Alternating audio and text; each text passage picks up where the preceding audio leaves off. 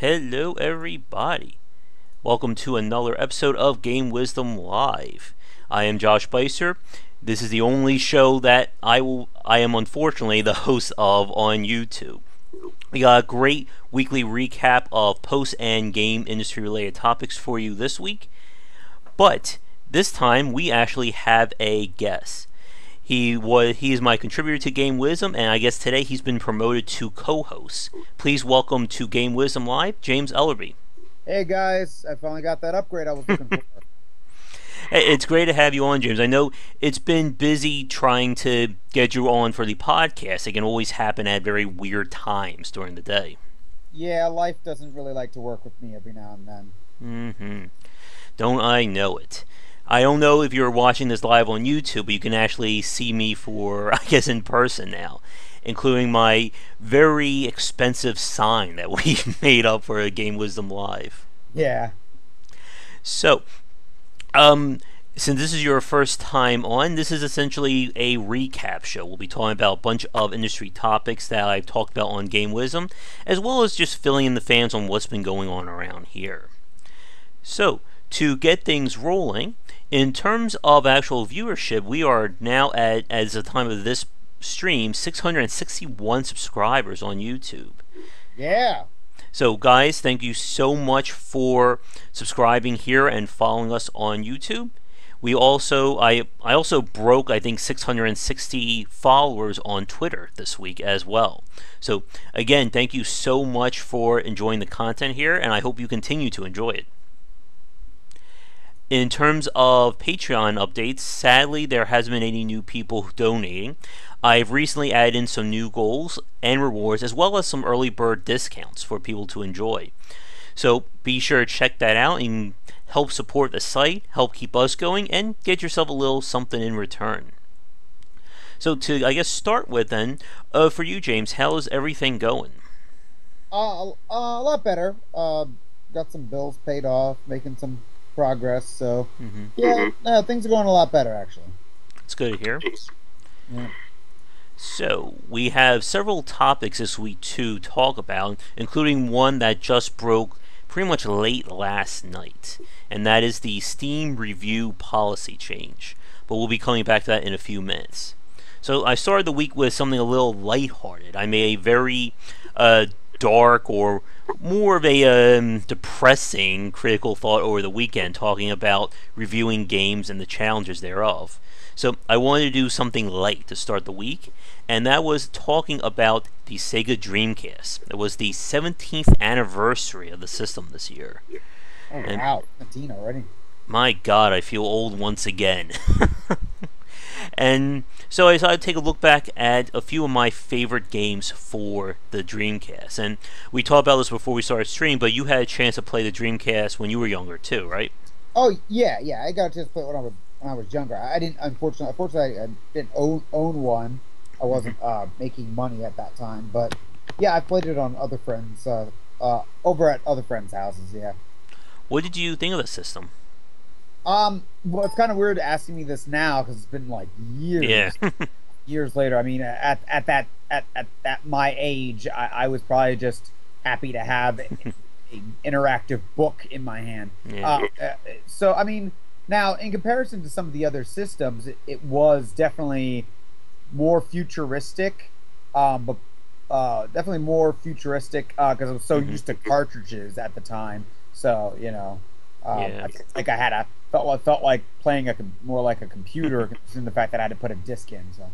Yeah, the Dreamcast came around just at the tail end of the 90s, obviously, as we were making that transition to CD-based formats as being the new standard. Of course, the GameCube would be coming out a few years later, and following the 9999, we had the PlayStation 2 and the Xbox. And unfortunately, Sega just really came out, I think, at the wrong time with the Dreamcast. It was pretty much at the tail end of last generation, and then everyone basically came out of the gates with something brand new the following year, and they would just found themselves completely behind the eight ball. Well, yeah, they almost got this middle ground of everybody was really happy with the previous tech and had tons of content and tons of games. You know what I mean? And then the new tech was right on its way, and it kind of snuck right in between there with some really innovative ideas and stuff, but at a time where its innovation was a couple of I'd say a couple of years a Hmm. little late. Yeah, if it would have came out like maybe at least a year, 2 years earlier than that, when they really could be like the top console for at least a short while, it probably would have given them a much greater foundation to keep going. But it basically, I think 2 years in, I think it was like March of '01, they announced the system was going under. And this was pretty much right around the time of the GameCube. And again, they just found themselves outmatched by everyone else. Yeah.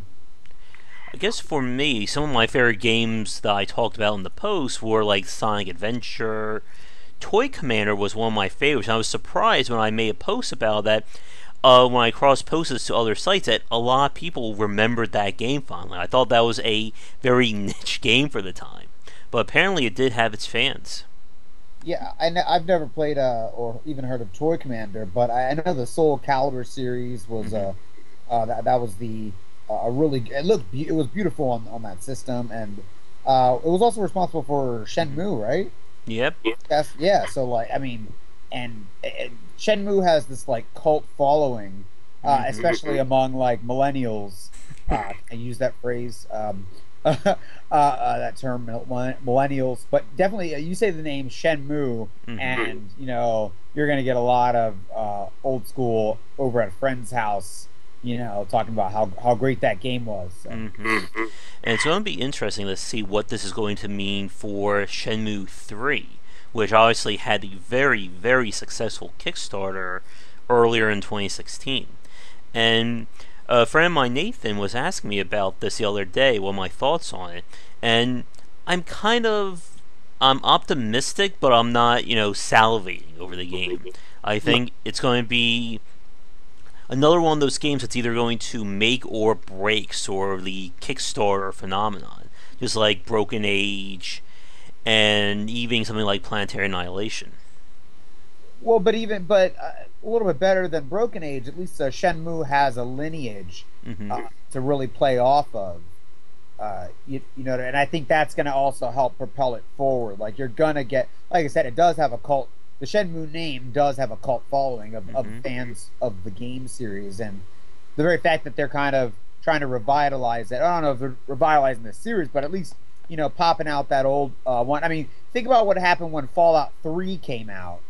You know what I mean? Like the guys that had played, or the people that had played the original Fallout's 1 and 2, weren't expecting Fallout 3 to just kind of come out and make Fallout be on the map again. And I think enough time has passed that Shenmue 3 is gonna do that. Hmm. I think it's going to be very of an interesting experiment because again, the open world genre when Shenmue came out literally wasn't there yet. Grand Theft Auto 3 would still be, I think, a year or so out, and even then, we weren't really seeing like the Elder Scrolls series didn't become its massive success until, man, this is really good. I can't remember which one. I think was Oblivion the one that kind of blew up the Elder Scrolls. No, no. Morrowind, got it. Well, Took out, yeah, really, really kicked the Elder Scrolls into gear. well, that's good. I just pissed off all the Bethesda fans right there. And we're doing it live, so I can't edit that out. Well, I mean, we could. I gotta do for some of the die-hard Bethesda fans to be like, well, technically not Morrowind, but what was it called? It's the one with the Red Guard. Red Guard had an open world feel to it as well. So some of the fans remember that Red Guard. Now, talking about older games and sort of being there first, did you ever play Fantasy Star Online? Yes, I played Fantasy Star Online, the one that came out for the Xbox Hmm. 360. I think either Xbox or the Xbox 360. It was one of those two. Hmm. Now the funny thing is, I played the actual it was an MMO, the MMO version.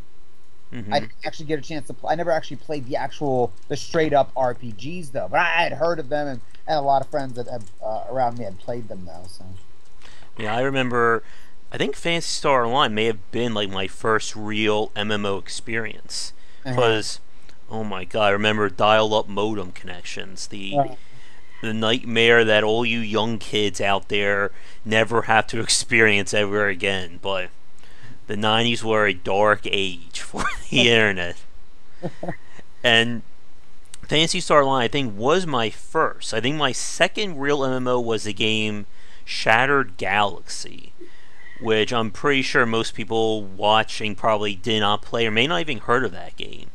It was one of the many, many MMO experiences from Nexon back in the day. I think this was before World of Warcraft. And but Phantasy Star Online was really my first game to really have that multiplayer online feel to it. Obviously, I played Diablo and StarCraft, but those are games where you were pretty much allowed to play alone. Like you didn't really have that communal feel to it. But Phantasy Star Online for me was that first, and I still remember very fondly. As I said in my post, it was the game I was literally playing when I heard that Sega was discontinuing the Dreamcast. Oh So wow. definitely some timeliness there. Now, we talked about this before, but Soul Calibur was another big one. And Soul Calibur as a series, it really did get its roots in the arcade, but Soul Calibur kind of, I think, brought it home, brought the fighting game genre home for like Definitely. really like the first time that we had the console game being on par or greater than the arcade equivalent. Oh, definitely. The Soul Calibur is going on to have a really good life. And now keep in mind that we did have I think Soul Blade was before Soul Calibur, Hmm. and I think and but when it became the when it turned into the Soul Calibur franchise, it definitely it definitely made its mark in that era, that 90s era of 3D shooters. Hmm. No, sorry, not 3D shooters, 3D fighting games. Like the Tekken series, when the Tekken series and Dead or Alive. Yeah. And it's kind of interesting to look at how Soul Calibur really did lay the foundation for what would be the console version of these fighting games. Because obviously, for anyone who knows the fighting game genre, when you play in the arcade, there is next to no persistent elements. There's no single player story. There's no scenario modes. It's just you fighting with another friend. But Right. Soul Calibur is really one of the first to say, hey, we can do more than just have straight up versus mode.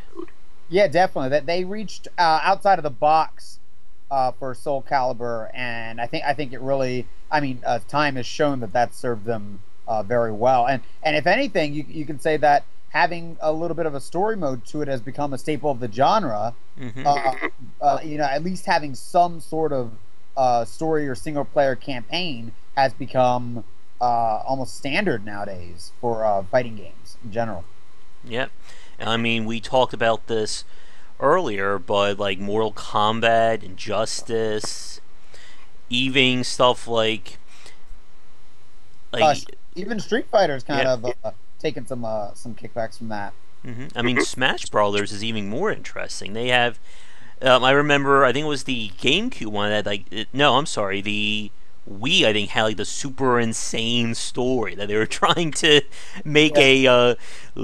convincing narrative around why Mario's beating up Solid Snake and Sonic's there fighting Wario. Uh, yeah, Eh, and it's funny because they even had they even had a whole whatchamacallit, back had its own uh, cinematic mhm. trailer to go along with it, and Yeah. things up to like Hollywood, try to buff things up to like Hollywood levels, which I thought was kind of fun. Hmm. And it kind of goes into, I think that may actually be a good segue to talk about game prices in the next minute. But it really shows about adding more value to the fighting game genre and what happens when you're trying to get around that, whether it's through DLC and season passes, or even this year with Street Fighter V. I know a few months ago we had that conversation regarding Street Fighter V, and essentially them releasing the game in an unfinished state for $60. Yeah. Now, I'm still tempted to pick up Street Fighter V. I've been looking at basically making a big purchase, or I should say a full retail purchase for something to stream or make videos on. So I've been debating between either Overwatch or Street Fighter. Overwatch. And I hate to say that it's weird to say, even considering the fact that I played a lot of Overwatch. I buckled in and got it too. But again, Street Fighter has long history and a beautiful series. You can't. It's part of game culture. Period. So it's never going away. But Overwatch really is the new kid on the block right now, and rightly so, is getting as much attention as possible.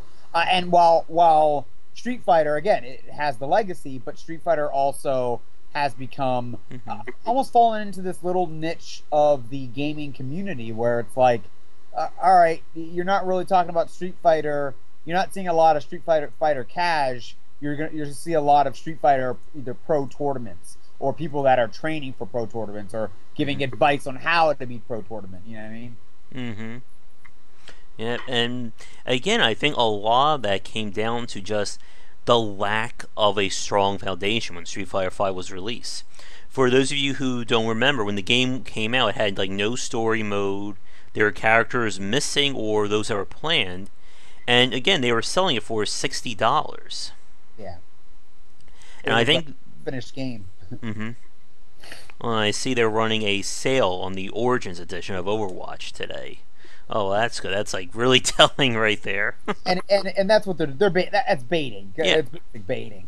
Which is actually really nice though. And the sad thing is, I look at when I see the sale. I was at 10% off. It's 49, I think 49 instead of 50, or 49 instead of 59. I look at that and honestly, it makes me mad because I want to go.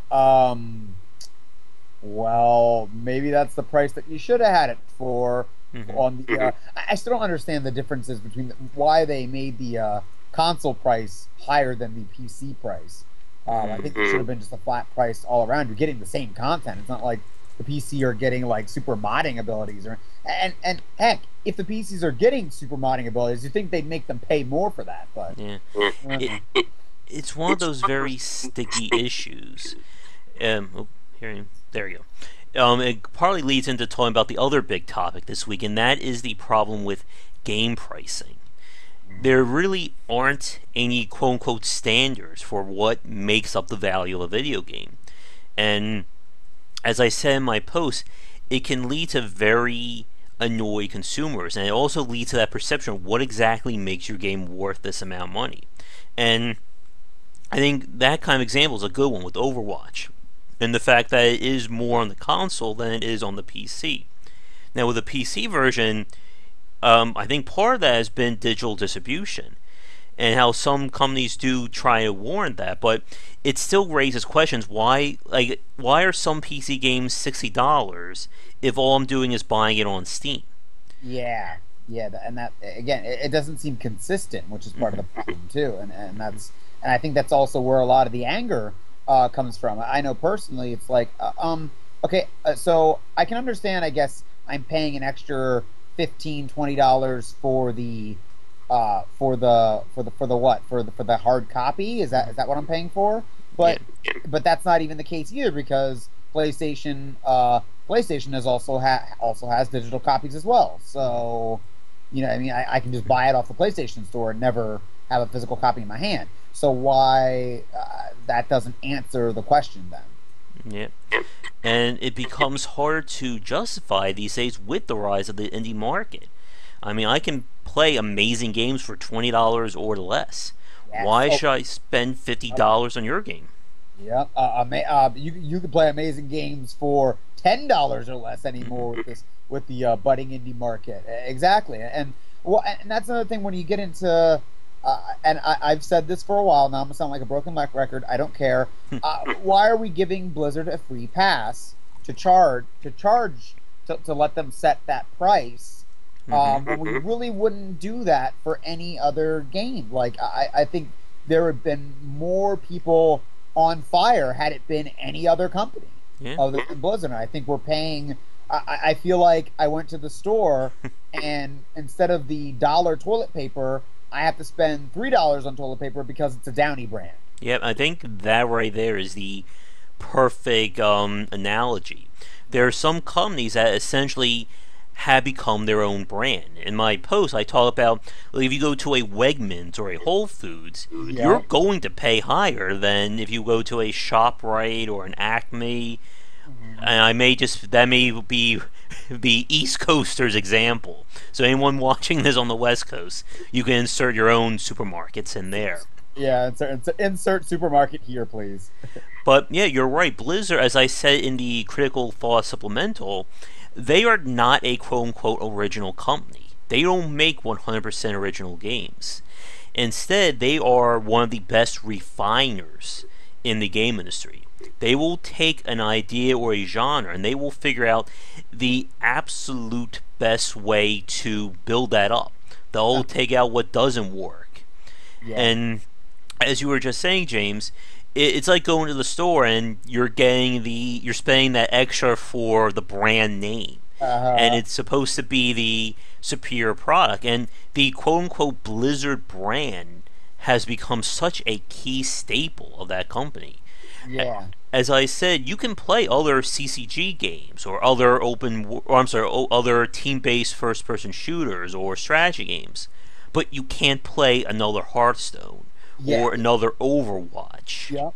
Yep. And that name also, and it really, again, it's going into branding, like, and that's, you're going to get more people that'll recognize that the Blizzard name of Hearthstone, and again, as much as I complain about it, I really give them props for doing that. I mean, that's amazing marketing. I mean, and half of the struggle of making video games is marketing, as we've learned in many other casts talking with developers.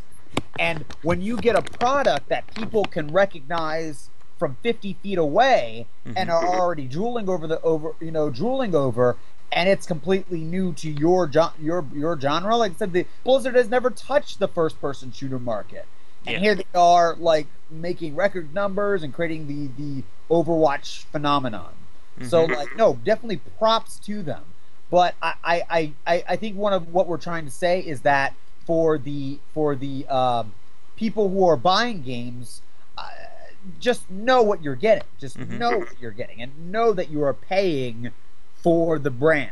Not that the brand isn't good. I mean, only Downey's touching this behind, but you know, it's not that it's not good. It's that it's not alone, and I think that's something that we're trying to raise awareness to, if that's the proper way to say that. And I think, like, another example of that would be Nintendo. You rarely see a main Nintendo title go on discount. Whether it's Mario, Zelda, even stuff like Pikmin and Animal Crossing. They retain their value a lot for their brand. And I think part of this, again, is the fact that we rarely see games from these studios. Like, you don't get a Blizzard game every 6 months to a year. Something tells me we're not going to be hearing about Diablo 4 coming out in 2017 anytime soon. Yeah, for quite some time, definitely. So it does allow them to spend a lot more time. Again, this feeds back into that level of analytics that they are experts of. They will spend a godly unknown amount of time taking apart these games, figuring out what makes them work, and then just putting it all together. And they are not afraid to kill their own darlings. I mean, the whole story of Overwatch, that was originally going to be their their successor to World of Warcraft. Was it supposed to be called Titan or something? Yeah. And they decided, one day they said, oh, nope, never mind, let's just go do something else. And then Overwatch came out of that. Yep. Now, I guess here's a question for you, James, and this is an example that I brought up on the post I think has gotten some debates going. With No Man's Sky, we talked about this on the podcast, Nathan and I believe last week, for those of you watching this live. And we brought up the fact that it was priced as a full AAA retail game. Yes. But a lot of people, including myself, kind of felt that it really wasn't worth that asking price.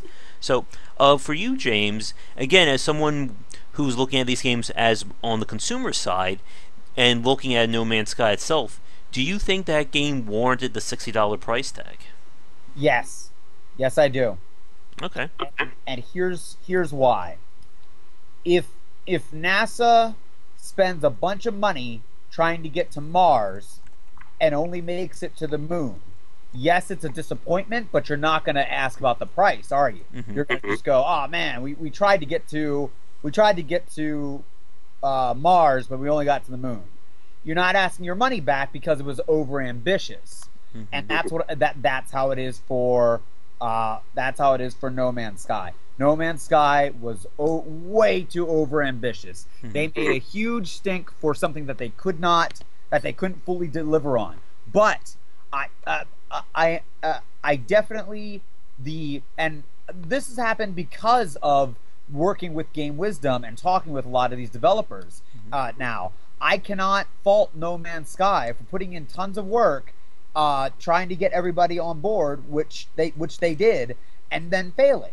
And you know what I mean? Because then you have all of the consumers who are like, "Oh, well," these are the same consumers and / reviewers who are also like, "Oh, well, nobody does anything innovative anymore." Well, No Man's Sky did something innovative. Well, actually, to tell you the truth, they took a bunch of formulas that we already had and tried to throw them all together.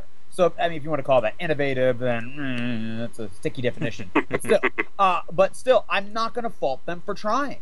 I can't. And by not faulting them, I'm saying I honestly mean, you know what? Now, I personally didn't buy No Man's Sky. Small reveal. I did not purchase No Man's Sky. But I can't. I'm not going to fault them for charging $60 for something that they felt they were doing this great service to us. And it's one of those, again, as a lot of people, and you're going to hear a lot of reviewers say, I think if you take No Man's Sky and put it and add it to a different game genre, I think you're going to get a lot. I think you'll have a lot more. You're going to have a lot more people trying to do what No Man's Sky did, but actually have a point to what they're doing, which was the problem for No Man's Sky. Just didn't have a point to any of it, which, not that they ever said that we were going to have a point, but I think they kind of let us on a little longer than we wanted to. So. I think the marketing was probably a big factor of that. And again, we talked about this on the podcast and how they just really got Sony's full marketing backing with that game. Yeah. And I think that also kind of led to it. And again, when you have like Sony saying, you'll be able to do anything in the universe, do anything and everything that you want, and then when you don't get that, you're obviously going to be annoyed. But I think, as you said, James, I think what Nathan was saying on the podcast was the fact that from a proprietary point of view and doing something different, I think it would constitute as a success. Now, whether or not they'll be able to take that and either grow it, or someone else essentially take that kind of design or that engine and say, let's put it into another game, or let's make something out of it, that part remains to be seen. I think I see people trying to make something out of it, other people trying to make something out of it way before I see them growing from it. And no offense to the company, just I just don't. I just think they sunk everything they had into this game, and then it didn't turn out the way everybody wanted it to, or what we were promised. So I don't think we're. I think I'm sorry. Who's the studio that actually did it? Who did No Man's Sky? Yeah. Hello Games, I think. Okay, and I think Hello Games is gonna kind of sit quietly after this kind of debacle and be like, we're gonna wait a little bit before we we're gonna keep we're gonna pump as much out of No Man's Skies as we can because we put so much into it, and we're gonna stay quiet in our own little bubble over here.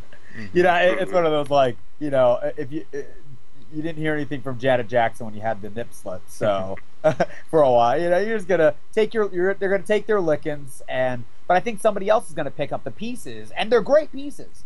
They're great pieces, and I think they're gonna put them towards something real. I mean, think about, let's put it this way. Think about the technology behind No Man's Sky.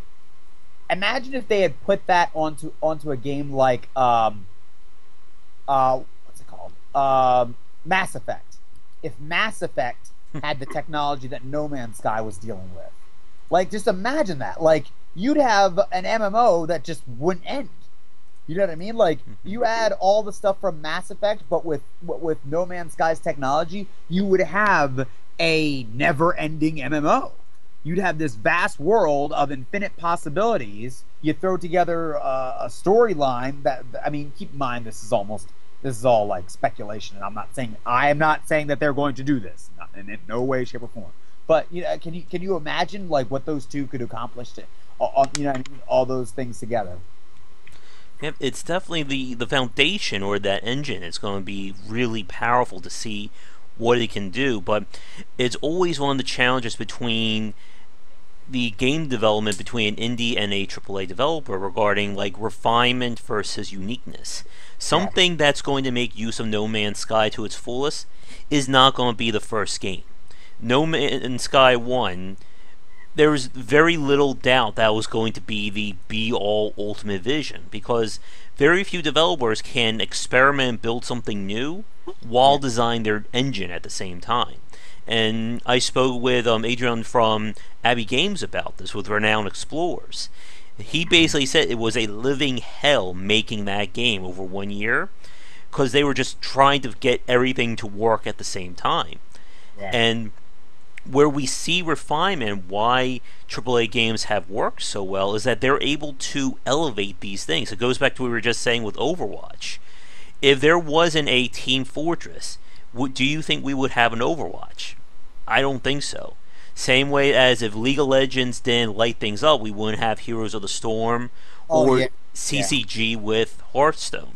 I mean, you could even go as far to say that if we never had if we never had a Warcraft, I mean, because think about this: Warcraft begot Dota. Dota begot.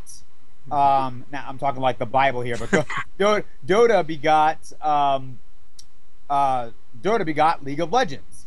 League of Legends really opened up things. Like, I honestly look at things like League of Legends and see that the hero-based game format as a success, because that's really what it is. Hero-based game format. Because you can't say hero-based shooter or hero-based MOBA. There's just too many genres. Hero-based format has really, well, people love it. People love it. And don't forget the tower defense games. I mean, that was all pretty much birthed, I think, out of a Warcraft 3 mod. I think that was the first time I actually played.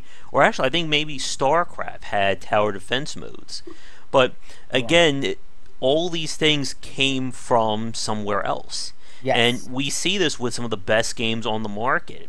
I mean, games like Super Mario Galaxy, or again, like World of Warcraft, Fallout, etc., they didn't just magically pop up one day, you know, fully formed. It took years of iteration and design. I mean, a great example that we always go to is Assassin's Creed. The first Assassin's Creed game really wasn't that good of a game. It was okay, it had the foundation, much like No Man's Sky, but we really didn't see what they could do until Assassin's Creed 2. Yes, very and much. Then that game was fantastic. I mean, it blew me away when I played it. And it's very rare, I think, to see like a brand new idea be perfect right out of the gates. I was thinking about Batman Arkham Asylum, and I cannot remember what Rocksteady did before that game. Batman Arkham Asylum. Wait, Rocksteady. Oh my God! I know. Jesus, it's making me mad because I know I know they've done stuff before the Batman series, but I cannot think of their lineup, and it's gonna make me mad. Let's see. Of course, we're doing this live, so we can actually we have to stop and look. And according to this, they were formed from Argonaut Games. Okay. Oh, they released Urban Chaos in 2006. That was their first game. And then they went from that to Arkham Asylum. Huh. Maybe not then. Yeah, I mean, Urban Chaos sounds familiar, but Hmm. Not like familiar as in like, oh man, that game, which was awesome because I do not remember it. But Urban Chaos does sound familiar, and I cannot. Wait, let me see if I see a picture of it. I might. Alright. While you're looking that up, I know we are approaching the 40 Yeah. minute mark of our live stream. We're actually probably a little bit less than that because I usually let things start. But I know this next topic, I think, is one that's going to probably take up the most of our time and take us, I think, into the hour. So, and that is the big one that just happened last night, and that's the Steam review change policy. So, I guess to start with, did you happen to hear the news about this, James? No, no, actually, I didn't. So Okay. let's. So here's what's happening. Valve has changed their review system for games. Now, obviously, as you know, when you go on a store page of a game, it shows you its rating. You know, bad, negative, mix, whatever. And that is based on the reviews. All those reviews at the bottom of your page will determine that. And in the past, any review counted.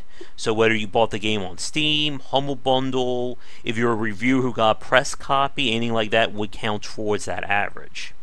What they did is, while you can still write those reviews, anyone who doesn't buy the game off of Steam directly, their score will not count towards the game's rating on Steam. Mm. So what that means essentially is, like, let's say your game has 4,000 reviews, and 2,500 of them were from people who bought off of Humble Bundle. That means when they're calculating what your actual impressions are, they will only use the 1,500 who bought it directly from Steam. Huh. Well, so okay, so oh wait, yeah, that is kind of weird because on one side I'm like, well, that's good. Like they're only getting reviews of people that have actually played the game. But on the other side, when you think about it, it's like, well, they could have gotten the game from somewhere else other than Steam. Mm-hmm. What was their motive behind doing this? Well, we have a comment from YouTube, Gwald, G Wall. I'm sorry if I mispronounced that, and he knows, I think, about this as well. The issue is that Steam reviews are big deals. They're also big money for everyone involved, and we know about YouTubers who have gotten paid to review games. And the same goes for putting up good reviews of games on Steam. I mean, I'm not going to name names, but I've gotten requests from developers to, say, hey, you wrote a great review on Game Wisdom, would you mind posting it on our Steam page? And the reason is very simple. It's about discoverability. Without those reviews, it makes it that much harder to get people to play your game. Yeah. And it's also why the fewer reviews you have, how much more important a good review is. As I said when I talked about reviewing games a few weeks ago, one negative review out of 50 is very different compared to one negative review out of 5. Yeah. And as you see with the averages on Steam, if your game has a mostly negative review, what's the chance that people are going to look further into your game? The general consumer, they're going to go on a page, they're going to see, oh, this game is negative. Why should I review? Why should I look at anything else? This game sucks, let's move on. But the other problem is, in order to get those good reviews, you need a solid foundation. Games like Undertale, Her Story, Dusker's Aiming Darkest Dungeon, they all had really strong openings. They popped out with great reviews, so when they got those good reviews, it boosted the game up so more people saw it, so they wrote more good reviews. Yeah. And then those more good reviews got them more sales, and so on. And it's a positive feedback loop. And everyone knows this. It's why a lot of people will say, go on Steam, review my game, because they want those reviews. And for a lot of developers, and I know gamers and journalists as well, it is a very shady practice. Again, if a game reviewer or a game company just prints out 50 keys and says, okay, you guys write me some good reviews on this game, again, that can boost the game's popularity, and we all know that there are probably some developers who have done that. There are lots of less than scrupulous developers out there who have most likely bought reviews or used keys as a way to, guarantee a good review on a game. Yeah. And for a lot of games, it's very hard to separate the noise from the signal. Once again, how do you know when you look at some indie game on Steam if these reviews are legitimate, or if this guy just, gave out 500 keys and said, okay, you all win, write us a good review and you'll get something else. And it is a very shady practice, and it goes back to the fact that there really are no standards. How do you tell one reviewer from another? You really can't. Yeah, you can't. Yeah, it's... And I think it's one of those issues that I'm of two minds about. I mean, through Game Wisdom, I have spoken to so many indie developers. And I can hear when they're talking about the struggles they have with trying to get their game out there. And unless you get lucky and you have an Undertale or a Stardew Valley, you're going to fight tooth and nail for each sale and each review. Unless, of course, you get your game picked up by, like, a Total Biscuit or a Markiplier or a PewDiePie. Yeah. I mean, Renowned Explorers, Abbey Games basically said if it wasn't for Total Biscuit, that game would have been in deep trouble. Yep. Yep. I mean, and it goes back to that thing, like, you can say quality works, but quality will only get you so far. If you don't have good marketing, you're in deep trouble.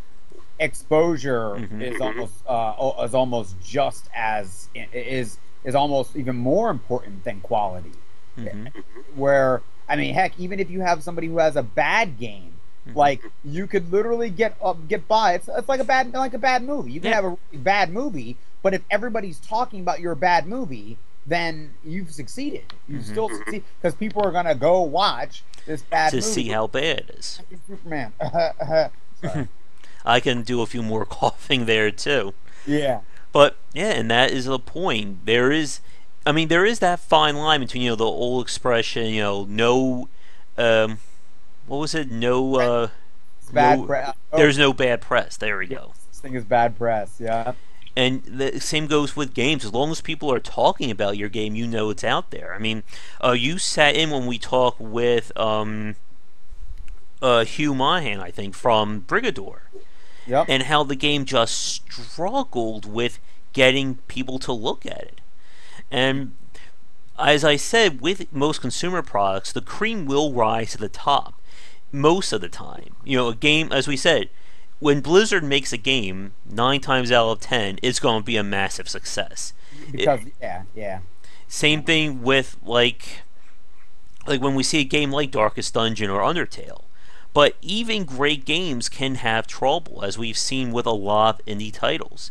Even though a game may be good, it doesn't necessarily mean that it's going to light up the sales chart, and that's when every review will count. Yeah. But here's the question I have for you, James. I'm sure for you watching either recorded or live, you'll have your own thoughts on this.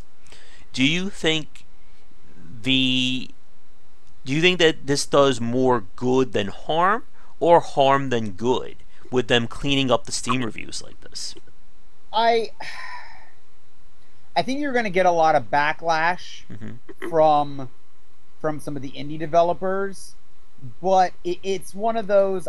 I almost feel like it's necessary, from a legality. Here's the thing. I'd love to see the legality standpoint on that, and I think we're actually entering into uncharted territories. You know what I mean? It's like, because keep in mind, a lot of people forget that games are also media. You know what I mean? So, like, what would happen if a movie did something like this? And what would we see? What would be the results of that? Yeah.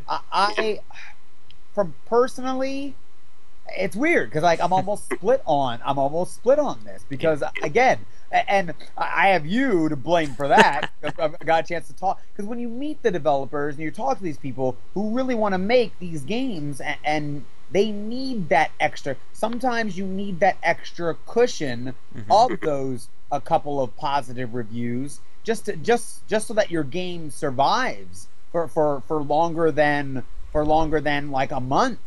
You know what I mean? And the window for whether or not your game will be popular is very narrow as well. We've talked about this numerous times as well. If your game drops off that front page, it's pretty much out of the public's eye.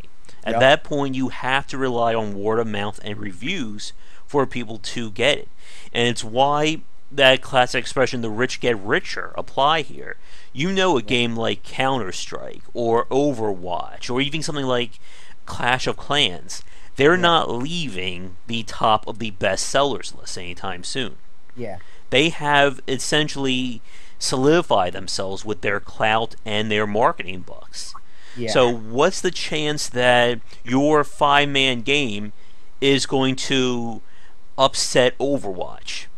Or it's going to take the place of Clash of Clans on the top of the iOS store? Yeah.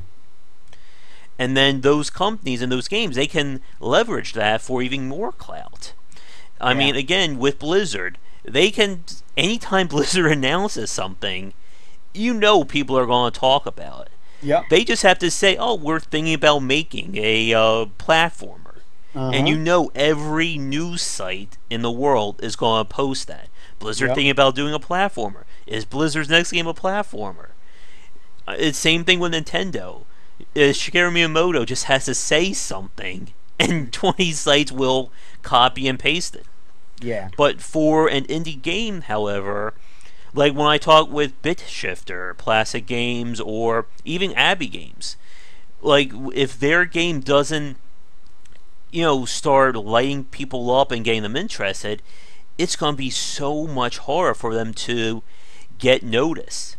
Yeah. And that also goes into the power of YouTubers as well. I mean, do you think that it will be easy to get in touch with like Markiplier or PewDiePie and say, hey, could you look at my latest game? Yeah. Unless it's already a big name game, chances are they're not going to touch it. Or unless you pay, allegedly. Yeah. Yeah, and that's kind of hard to fully say because a lot of these for someone like PewDiePie, and I'm not a PewDiePie like advocate. I'm not saying I don't like the guy. I'm saying for someone like PewDiePie, you got to give the YouTube crowd a little bit more credit. One, because YouTube is a huge flea market where you can find everything and everything. You don't know what's gonna blow up the next day. I mean, think about a game like Minecraft. Like, no one could have predicted that Minecraft would have gotten as big as it did. No, that came out of left field. Like, it came out of, and now obviously that's a big rarity. That is a rarity. But if someone like I think it works both ways. I think someone like PewDiePie could randomly pick up a game and turn that game's sales into the next big thing, all because he picked it up and is like, this game is awesome. I can't even tell you the number of games that I never would have even known about had it not been for Extra Credit, the Extra Credit crew, and their games you might not have tried. So I think YouTube is a wild west, just like the gaming industry. So I don't think it's going to hurt that much on that end, but definitely on the Steam, I think you're gonna. I don't know. I think they're trying to clean up the wild west that Steam's become. Yeah, but that is what I agree with when I made my post too. That I can see Valve's standpoint about this, and the fact of it remains, when you buy your games off, they can only see what's on Steam. And there are a lot of places that sell keys. We talked about this with Laura Shusay from Defender's Quest, and about the issue with I can't believe I forget the name of it already. G2A, there we go. And the fact that keys can be bought and sold illegally, and there's no way to really properly track this. You can, of course, say you can adhere to the honor system. Developers can say these keys were legitimate, these keys weren't. But again, it's a wild west. We don't operate on standards like this, and that's for good and for ill. And as I said in my post, I think what would help is to vet users. Allow people, like for instance, for me, I'm considered a reviewer, so a lot of my games I get as press copies. Yeah. So I think, given that, I do feel that my review should count towards this game's rating because I'm reviewing it. It's technically my quote unquote job, I guess. Yeah. I think what they should do is have two separate ratings. One for critics, one for the consumer, like they do with movies. Okay. And we've seen this in other mediums. Sometimes the critical reception is better than the consumer, and sometimes it's vice versa. Yeah. But the thing is, by removing that information from the front, it's just going to make it harder for these games to get noticed. Because as we've seen, the more you hide this information, the less likely someone's going to find it. Yeah. I mean, yes, people like myself and other ones who are more knowledgeable about these games, we're going to look at the Steam reviews. We're going to take a deeper look. But for your general consumer, the one who's, just looking at games, they're not going to spend 20 minutes digging into the Steam reviews and say, oh, well, these guys found it great. They're just going to immediately go to whatever the Steam user review rating is. And whether that's red or green will probably determine that game's fate. Yeah, that's true. Well, and I liked your answer to that, and I think I definitely agree. Instead, I think what they should do is, instead of removing it, they should separate it so that it's still there, but just categorize it. And that's one of the things I think needs to happen more in gaming. Instead of getting rid of something, categorize it. Put it so that people know these are non-professionals. I don't say professionals, but these are non. This is independent, the independent market, as opposed to the media market. Yeah, and that's what I said when I looked at reviewers. There is no, and this goes back to game pricing. There are no standards for anything that we do. Yeah. And I mean, that's great on one hand, but then when you're trying to legitimize it or prove to something of value, it becomes that much harder. I mean, who's to say, like, why should one platformer be worth more than the other? Or in this case, why should some reviews be more important than others? And again, there's just there's no law that says otherwise. And like with Steam, Valve is basically, king and country. It's not a democracy. It's a monarchy of Steam. They are allowed to do what they want. And now, of course, here's the other thing. As with the paid mods for Skyrim, Valve is known for listening to its community. So there's a very good chance that come Monday, this will all be changed. Like they did with that. Like, we made this podcast, like, oh, we're going to be on the ball, it's going to do it. And then, like, by the time we got the podcast up, they already changed their minds on it. I was like, damn it, I thought we could, beat the news once. And that's fine. I think that's fine, and I think that needs to happen. If they're not changing their minds, it means they're not listening to people either, and they're kind of being stubborn in their ways. And the fact that they are changing their minds, I think it is good. It needs to happen. It needs. We need to have companies and develop, because this is more than just one singular product. This is an entire. This action could change the entire industry of how much we see indie games, of how much options there are out there, and with especially in America, for those of you who are from other places, big business running independent markets is kind of a hot topic right now. Is kind of a real hot topic right now. So it's going to be really interesting to see what direction Valve takes.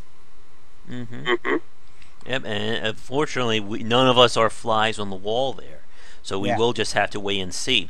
But I think to wrap this up and to wrap up this week's broadcast, this does lead into the greater issue of discoverability and how it has really become do or die for a lot of games. But that in of itself, we could probably talk an hour about that right now. But we are approaching the hour, at least in terms of this actual stream itself. So I think we will wrap it up for this week's show. For those of you watching this live, be sure to tune in tomorrow. I believe the podcast for the week will be my discussion with Black Shell Media regarding being an indie publisher and some of the do's and don'ts in terms of marketing your game. Should be a lot of fun. And for those of you watching this, either live or recorded, if you would like to be a guest and don't mind chatting with us in front of a camera, be sure to let me know either in comments or send me a message. We're always looking for new guests here, and if we get enough, we may make a rotating pool. But otherwise, James, this was your first live broadcast. What did you think? Yeah, no, it was awesome. I really thank you guys, the fans, for being there for us and keeping us doing what we love, and let us know what we can do, and give us some ideas. So no, it was amazing. Thank you, Joe. Yeah. And as I said at the start, if you'd like to contribute to Game Wisdom, be sure to check out our Patreon campaign. There are new early bird discounts, and again, your donations can give us the funding we need to keep going, and if we can hit those goals, it will allow us to add more content, including more streams, more podcasts, just generally more of everything for everyone to enjoy. So I think with that, we're going to wrap up this week's episode. I think that's all I have to say. Do you have anything to go out on, James? No, I think it's fun. All right. So, with that said, thank you so much for watching this week's edition of Game Wisdom Live. Be sure to check out more great content here on the YouTube channel, as well as on GameWisdom.com. Thanks for watching, and I will see you all tomorrow with most likely another critical thought, as well as our podcast, and we will talk again live next week, and hopefully, James, you'll be able to make it to that one as well. Yeah, definitely. All right. Well, folks, have a great night, and we will see you all again soon. Thanks for watching the video, everybody. If you enjoyed it, be sure to like and subscribe to the channel. Leave a comment, of course, share with your friends. It always helps out. Check out game-wisdom.com, where I examine the art and science of games. You can follow me on Twitch and Twitter under GW Bycer for the latest updates of new content. And be sure to check out our Patreon campaign. You can find us on Patreon under Game Wisdom if you would like to donate and help contribute to keeping Game Wisdom going. Your donations can not only give us the monthly funding we need to keep supporting ourselves, but if we can hit some goals, it will mean more great content for you, and there are some nifty little rewards there as well. Thanks for watching this video, and be sure to tune into the next one real soon.